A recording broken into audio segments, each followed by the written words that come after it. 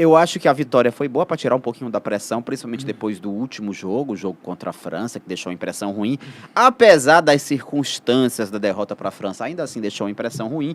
Então, vencer uma seleção de primeira prateleira, como é a Croácia hoje, uma seleção de primeira prateleira, foi importante nesse último amistoso antes da convocação final. Quer dizer que o Ancelotti já tirou todas as dúvidas? Óbvio que não, ele ainda tem muitas dúvidas. Foi mais dúvidas. A gente, inclusive, vai falar aqui sobre essas dúvidas que a gente especula que ele tenha. Mas eu acho que, no geral, foi um bom resultado, animou um pouco o torcedor, que tinha ficado bem cabisbaixo depois da última derrota. Eu concordo. Concordo com o ponto de vista do Monturil, de que as dúvidas foram plantadas, mas que foi um jogo, principalmente no meu ponto de vista, em que o Brasil foi o jogo mais Brasil que o Ancelotti imagina. Eu acho que o jogo contra a França não é um jogo tão assim como o Ancelotti imaginava, até porque ele não pretende, eu pelo menos não acho que ele vá pretender repetir aquele tipo de escalação na hora de um mata-mata, sabe? Um 4-2-4. Assim, muito por conta das lesões em sequência que ele não teve oportunidade de repetir. Inclusive o time que ele imagina como titular nunca jogou junto, né? Os 11 iniciais que a gente também projeta. Essa convocação foi bem diferente do que deve ser esse time. Né? Ele teve um plano, tem que colocar, e esse plano teve que ser esse contexto, recalculado. Esse asterisco tem que ser colocado, que ele pensava num time para a França, não deu por conta de algumas lesões, e aí ele teve que recalcular a rota.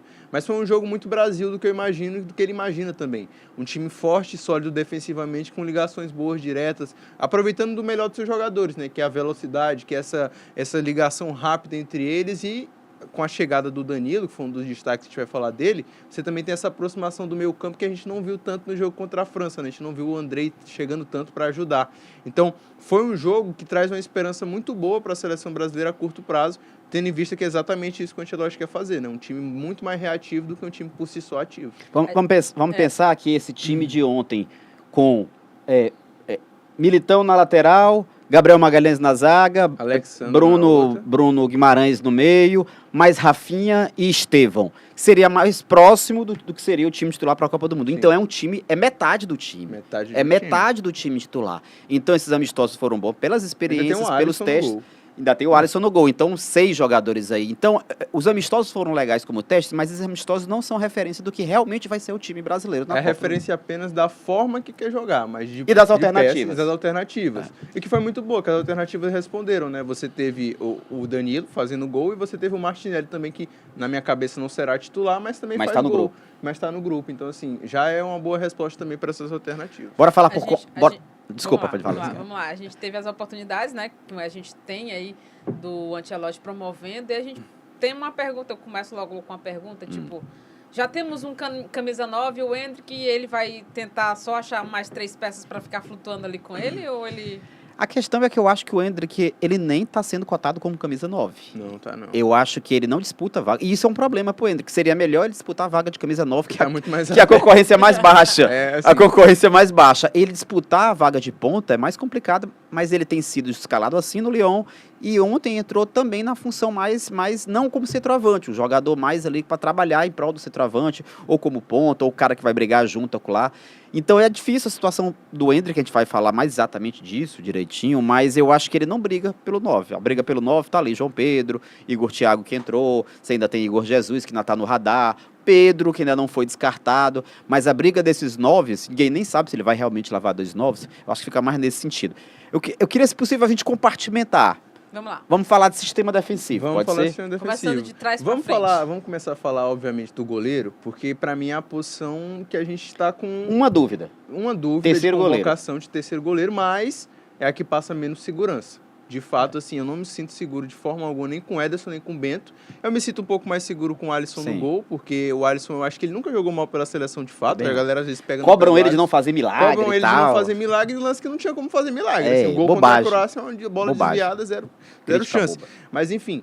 É um goleiro que eu tenho muita confiança, é o Alisson, mas ele não tá jogando. Assim como eu tenho muita confiança na lateral direito no Militão, ele também não tá jogando. Então não tem como eu ficar fazendo essas... Assim, e aí quando você tem o Bento, que eu acho que o gol de ontem passa muito por ele mesmo. E ele vinha bem no jogo. Ele vinha bem, mas ele faz uma saída que, assim, não precisa. O Danilo já tá cobrindo a jogada, inclusive o Danilo toca na bola. Se ele tá no gol, ele pega a bola como um recuo falso, né, que não ia ser recuo, porque a bola é muito fraca. Só que como ele não está onde ele deveria estar, aí você tem um problema. E aí você pensa, pô, se não vai o Bento, vai o quem? O Hugo Souza está na primeira lista. Mas o Hugo Souza também, quando jogou contra o Japão, Eles estão empatados em erros, né? Eles estão empatados O em Bento erros. e o Hugo disputam essa terceira vaga na seleção, porque eu acho que o Ederson está na Copa, mas eles estão empatados em erros. Nas últimas chances que os dois tiveram, os dois erraram. Então acho que vai depender muito da atuação deles em clube Sim. para o Ancelotti tomar a decisão final. E aí vai pesar tamanho do Corinthians, tamanho das atuações que o Hugo tem. E também acho que o Hugo ganha nessa parte de pênaltis. O Bento tá no futebol árabe, é mais difícil às vezes mais até de difícil, acompanhar. apesar de que o E aqui trabalho no do cenário treinador da nacional? seleção brasileira é assistir. É obrigação é dele. obrigação Além dele, do velho. Hugo jogando aqui no Brasil, quais Ainda tem a outros pressão da, nomes? pressão Quais da outros mídia nomes? paulista também, É né? verdade. Quais outros Não, eu acho que não tem mais nomes? ninguém nessa disputa. Não, eu acho que gosto do fica brasão do entre os Santos, mas eu também acho às vezes que Mas o não foi brasão testado? ele é muito exposto pelo que o Santos é e às vezes parece que ele é melhor do que ele é. Enfim, eu tenho mas eu acho que esses três são esses quatro que estão na lista. Essa disputa é pelo terceiro goleiro. Eu acho que o Hugo seria minha convocação pela capacidade de pênalti dele. Eu acho que ele tem um pouquinho mais de chance por pênalti, por estar no centro mais próximo lá da visibilidade, pela pressão da imprensa, principalmente a imprensa paulista também. Acho que por tudo isso o Hugo está um pouquinho à frente do Bento. Se o Bento não tem errado naquele gol, no finalzinho do jogo ontem, ele estava um pouquinho na frente do Hugo. Mas eu acho que esses erros de cada lado Ele fez equilibraram as questão coisas. de- Ele deu essa chance, eu acho que o Hugo Ele deve ter falou, vibrado O Hugo deve ter lá. falado, dia 18 talvez seja nós aqui. Defesa como um todo, que é uma coisa que me preocupa muito, a gente fala muito de ataque, mas me preocupa com todo, e eu fiquei com a sensação de que o Ancelotti desistiu, entregou os pontos, ele desistiu de laterais na seleção, ele entregou para Deus. Ele se conformou que a lateral direita, claro, ele vai levar o Wesley por levar ali mesmo, só para ter uma opção ofensiva, mas ele tá naquela de Militão, Danilo, e agora até o Ibañez me parece mais à frente do que o Wesley. A lateral esquerda, ele nem tem essa opção de zagueiros. Então a gente vai ali com Douglas Santos e Alexandro, porque não tem opção. Eu acho que vão esses dois caras mesmo. Eu acho que o desânimo que o Ancelotti deve ficar ao olhar para as laterais da seleção brasileira deve ser broxante.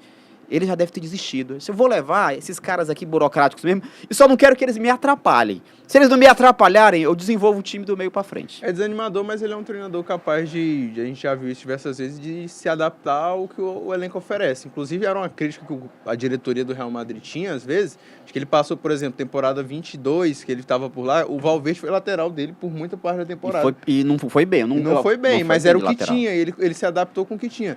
Então, assim, essa linha defensiva, eu também O concordo Militão com o sempre Turil, jogou bem no que é lateral. o que tem, acredito que é o que tem mesmo ali, a gente não tá bem servido.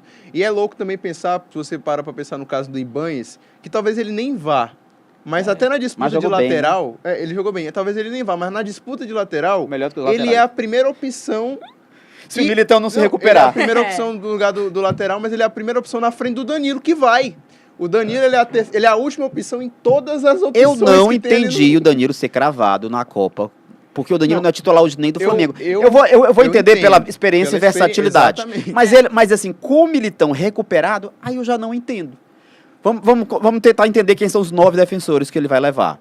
Ele vai levar, eu acho que ele vai levar como laterais Militão e Wesley.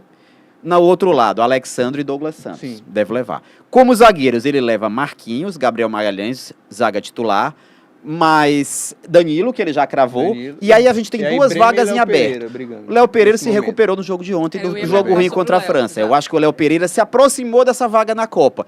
E aí você tem Bremer, que eu acho que também tá bem pela atuação que teve contra a França, atuação boa o que teve próprio com a França. Ibañez também. E o Ibañez, mas eu acho que o Ibañez, ele só vai se o Danilo ou o Militão não forem. Sim. Eu acho que Danilo e Militão ainda, ele não leva o Ibañez. Então eu acho que deve ficar nesses 5 zagueiros aí que eu A citei. Eu acho que o Léo justificativa que a Pereira gente tem roda. visto muito é que, Acho que o fato do- o Danilo, o Ancelotti disse que o Danilo é muito líder e Sim. isso, aquilo, apesar dele não ser titular Não, e assim, também ter a questão estranho. da versatilidade. Assim, E aí É exatamente foi estranho, mas colocado eu acho em jogo justo em isso, toda, porque- em toda convocação de. O Léo Pereira é muito mais zagueiro do E que foi ele. colocado isso em jogo, até porque ontem muito da torcida estava gritando ali, já passando assim, Neymar, e muita gente comparando exatamente isso, porque como é que ele vai levar o Danilo, que né, ele disse que tem essa liderança, e o Neymar não tem essa liderança? Então, assim, Não, ficou assim, muito Eu acho que o estranho. Danilo tem a favor dele a versatilidade de jogar na lateral Eu acho também. que o contexto também, a galera, principalmente quem é fã do Neymar, fica muito puto quando compara essa questão do Danilo, né? Mas a verdade que é que vocês estão comparando um jogador que é extra classe, que na hora que ele pisar em campo ou ser convocado, ele vai chamar todos os holofotes, com um jogador que necessariamente você só vai lembrar dele pela raiva que você tá dele não ter convocado o outro. Luiz Porque Kelly. o Danilo vai estar lá como um cara do grupo. E que é super válido isso acontecer, porque toda a seleção vai ter esse cara. Toda a seleção tem esse jogador que tá ali pelo que que ele fez, o que ele promete, pelo menos em grupo. Não necessariamente por jogar, porque a maioria das vezes ele nem vai jogar. Na Copa passada teve o Daniel Alves, que para alguns foi crítica, mas não precisou usar o Daniel Alves, quando precisou usar o Militão. Pra comandar a O resenha. Daniel estava lá. Isso é O importante. pagode. É importante. Aí o Neymar, ele traz esse... Obrigar com a torcida, O porque o Olha, Danilo fez Olha, isso, né? cuidado quando tu invocar a palavra Neymar. Porque quando a gente fica preso nessa palavra. Então, muito cuidado quando rapidamente. for invocar essa palavra O Neymar. Neymar ele viu? tem essa liderança, mas ele carrega também esse peso de ser titular, de ser um jogador que ele é, e aí pode acabar atrapalhando. Eu acho que o Ancelotti não quer isso pro grupo agora, ele só quer isso se o Neymar realmente estiver destruindo, comendo a bola, e é justo ele pensar assim. Então essa discussão Neymar e Danilo eu acho meio batida. Eu também inclusive. acho que não tem muito a ver essa discussão, não.